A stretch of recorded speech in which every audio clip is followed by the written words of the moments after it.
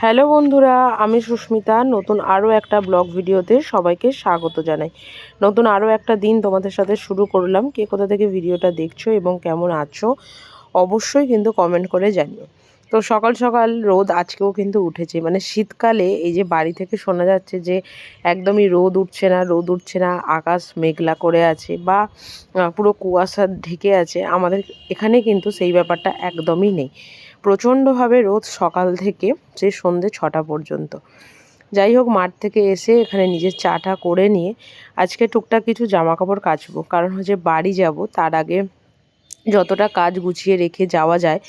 আর বাড়ি যাওয়ার আগে না কিছু কাজ আমি করে রেখে যাই, যেগুলো এসে আর হয় না। যেমন হচ্ছে, এর আগের একটা ব্লগে আমি দেখিয়েছিলাম যে রান্নাঘরের সমস্ত কিছু ওই চাদর ঢাকা দিয়ে রেখে যাই, বিছানাপত্র সমস্ত কিছু। তার কারণ হচ্ছে এসে না ওগুলোর ধুলো পরিষ্কার করতে করতে মানুষের জীবন চলে যাওয়ার মতন অবস্থা হয়। কিন্তু কোনো রকম কোনো চাদর বা কোনো রকম কোনো কিছু এগুলোকে যদি ঢেকে রেখে যায়, সেগুলো শুধুমাত্র কেচে নিলে সমস্যা মিটে যায় আর কি। তো যাই হোক, এদিকে বিছানাপত্র গুছিয়ে এদিকে ডিমগুলো সাজিয়ে নিচ্ছে। তবে আজকে যে তোমাদের সাথে যে ব্লগটা শেয়ার করছি সেটা হচ্ছে রবিবারের ব্লগ। তবে এটা হচ্ছে মানে অন্যান্য রবিবারগুলো যেমন কাটে, তবে আজকের এই রবিবারটা একটু অন্য রকমই বলতে পারো। কারণ আমাদের হচ্ছে সকালবেলার দিকে মাংস হয় বা একটু অন্যরকম কিছু রান্না বান্না হয়, কিন্তু আজকে হবে হচ্ছে সন্ধ্যার দিকে। তার কারণ হচ্ছে আমাদের বাড়িতে আজকে দুজন অতিথি খাবে, আর দুজন অতিথিকে আপনারা চেনেন। তো যাই হোক, সকালবেলার ব্রেকফাস্টের জন্য বড়মশাইয়ের জন্য করছি ডিম টোস্ট। আর এর একটা রেসিপি বানিয়েছি আগের, যখন আমি রান্নার ভিডিও বানাতাম তখন এই রেসিপিটা দেওয়া আছে আর কি। যখন বাড়িতে একটা ডিম থাকে আর বাড়িতে হয়তো দুটো লোক থাকে, কিভাবে ডিম টোস্টটা হয়, হয়তো এই রেসিপিটা আপনারা অনেকেই জানেন, কিন্তু তবুও আমি বানিয়েছি, আপনাদের সাথে শেয়ার করব। তো যাই হোক, এদিকে এই যে ওর মানে ডিম টোস্ট মতন আর কি করে দিচ্ছি। অ্যাকচুয়ালি এটাকে ডিম টোস্ট প্রপার বলে না। আর আমার জন্য ওই রোজকার মতন হচ্ছে এগ রোল টাইপের যেটা খাই আর কি, সেটা এটা আমার না খুব প্রিয় একটা খাবারের মধ্যে পড়ে। ভীষণ ভালো লাগে সকালবেলা খেতে আর কি। আর মানে এমনই হয়ে গেছে, এখন যখন বাড়িতে সন্ধ্যের দিকে হয়তো রোল বানাবো বলে ঠিক করি, তখন মনে হয় যে ময়দার এগ রোলের থেকে আটার রোলটা খেলে হয়তো বেশি ভালো হয় আর কি। তো যাই হোক, বাড়িতে ওদিকে টুকটাক কাজকর্ম করতে করতে এদিকে জামা কাপড়গুলোও মানে কাচা হয়ে গেছিলো, তাই ওগুলোকে রোদে দিতে এলাম। কারণ আজকে যেহেতু রবিবার, কাজ মিটতে মিটতে না অনেক দুপুরের পর হয়ে যায়, মানে সেই 12টার পর হয়ে যায়। আর তখন জামা কাপড়গুলো রোদে দিতে এলে একদমই শোকায়ও না বলতে পারো। তো সেই কারণের জন্য আর আজকে কেচেওছি বেশ কয়েকটা সোয়েটার, বড়মশাইয়ের মোটা মোটা জিন্সের প্যান্ট, এই সমস্ত কিছু আর কি।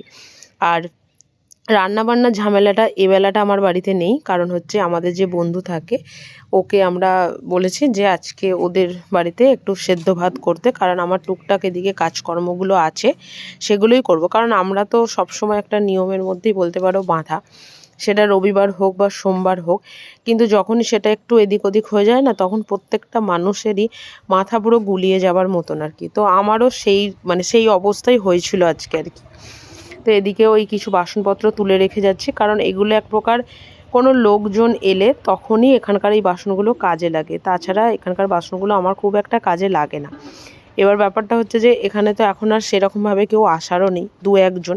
তো দু একজনকে মোটামুটি খাবার দাবার দেবার মতন বা এই সমস্ত কিছু করার মতন জিনিসপত্র আমার বাইরে রাখাই আছে, তো যে কারণের জন্য সমস্ত কিছুকে এখানে ভরে দিলাম। আর এদিকে পুজো টুজো করে রাত্রে চিকেনটা করব, তো সেটাকে ম্যারিনেট করে রাখছি। আর এই যে ম্যারিনেট করে রেখে রেখে মানে ম্যারিনেট করা চিকেন রান্না করে করে এমনই একটা অভ্যাস হয়ে গেছে না, আমার মনে হয় যে অন্যভাবে করলে আর কি চিকেনটা ভালোভাবে রান্না হবে না। তো যাই হোক, এদিকে দুপুরবেলাতেই, তবে ঘড়ির কাঁটা এখন বাজে, ঘড়ির কাঁটায় প্রায় 1টা থেকে 1:30, আমি ফ্রায়েড রাইসটা করেই রাখলাম, কারণ কাজটা একটু গুছিয়ে থাকলে না সন্ধ্যাবেলাটা একটু হালকাই লাগে। তবে ফ্রায়েড রাইস অন্য দিন যেভাবে করি একটু অন্যরকমভাবে করেছি, কিছুই নয়, একটু রসুন কুচি, একটু কাঁচা লঙ্কা কুচি দিয়েছি, আর সমস্ত সবজি দিয়ে এখানে ওপর থেকে দিচ্ছি গোলমরিচের গুঁড়ো। ওটা তো এমনিই হয়তো ফ্রায়েড রাইসে অনেকে দাও, আমি যদিও দিই না। আর এদিকে দিয়ে দিচ্ছ একটু সয়া সস। তবে আসলে আমাদের বাড়িতে আজকে যিনি আসবেন উনি আর কি বেশিরভাগটাই হচ্ছে একটু ঝাল ঝাল জিনিস পছন্দ করেন। তবে উনি যে ঝালটা পছন্দ করেন সেটা হচ্ছে এক প্রকার মারাত্মক ঝাল, যেটাকে বলে, যেটা হয়তো আমরা সহ্য করতে পারবো না খেয়ে আর কি। তো যাই হোক, ওদিকে ফ্রায়েড রাইস হয়ে গেছে। আর ওকে যেহেতু বলেছিলাম যে ভাতটা করে নিয়ে আসতে, তাই ভাত, আলু ভাজা, ডাল সেদ্ধ সমস্ত কিছু করে নিয়ে এসছে। আর আমাদের বাড়িতে করা হচ্ছে এখন গরম গরম ডিম ভাজা। তো যাই হোক, এই যে আমরা এখন খেতে বসেছি। রান্না মানে সন্ধ্যার রান্না বান্নার জন্য মোটামুটি অনেকটাই কমপ্লিট হয়ে গেছে। তো আর একটুখানিই বাকি আছে আর কি। যাই হোক, এই সমস্ত দিনগুলো হয়তো মনে থাকবে একটা জিনিসের, যে সব কিছু তো খারাপ হতে পারে না, কখনো কখনো ভালো কিছুও থাকে। ঠিক সেই রকমই কাটিহারে যখন আমি থাকতাম, সেখানকার জীবনযাপনটা একটু অন্যরকম ছিল। সেখানকার যে সমস্ত মানুষের সাথে মিশতাম সেটা অন্যরকম ছিল। গন্ডিয়া এসেও সেটা অন্যরকমই হয়েছিল, কারণ গন্ডিয়া এসে একদম বন্ধুদের সাথে সবসময় এখানে ঘুরতে যাওয়া বা এখানে বেরোনো বা ওখানে বাজার যাওয়া, এই জিনিসগুলো আমাদের কাটিহার জীবনে ছিল না। ওখানেও ছিল পাশের বাড়ির সবার সাথে একটু বসে গিয়ে লুডো খেলা, গল্প করা, পিকনিক করা, এই সমস্ত জিনিসপত্রগুলো ছিল। তো যাই হোক, এদিকে আমাদের আজকে রাতের মানে আয়োজন হয়েছিল ফ্রায়েড রাইস, তার সাথে হচ্ছে চালের আটার রুটি, আর ওদিকে একটু চিকেন কষা, মানে একটু ঝোলি টাইপের আর কি, আর ভেজিটেবিল চপ করেছিলাম। আর এদিকে ওই আমাদের যে বন্ধু আছে, ও খুব ভালো চালের আটার রুটিও করতে পারে, তো ওকে বলেছিলাম করতে। আমি তো কোনোদিন করিও নিয়ে পারিও না বলতে পারো। ও করে দিচ্ছিল আর আমি শিখে দিচ্ছিলাম। আর এদিকে মাংসটাও মোটামুটি আমাদের একদম ডান আর কি।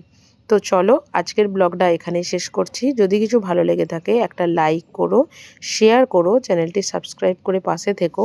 দেখা হবে নতুন আরও একটা ব্লগ ভিডিওতে, নতুন আরও একটা দিনের সঙ্গে খুব তাড়াতাড়ি। সুস্থ থাকবেন, ভালো থাকবেন, আর ব্লগটা কেমন হয়েছে অবশ্যই কিন্তু জানাবেন। টাটা।